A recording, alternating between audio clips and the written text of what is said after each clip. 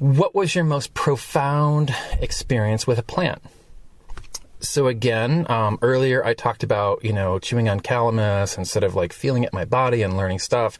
I still think about that as being like a profound experience with a plant.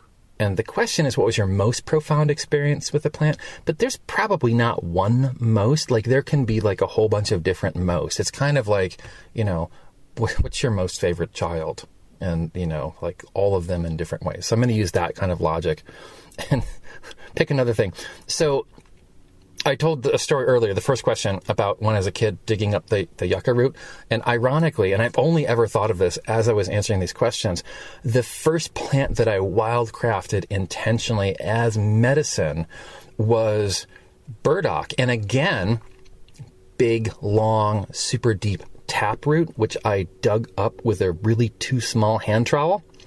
And I, dug it up next to the barn by the house I lived in college, and I brought it in the house and I washed the dirt off of it and I chopped it up and I put it in a pot of water, and I brought it to a boil and maybe simmered it for a little bit. I waited until it was cool enough to drink because I had read in my herb books that burdock was just really good for you and kind of good for everything. And I drank the cup of tea and I sat down and I waited for something to happen.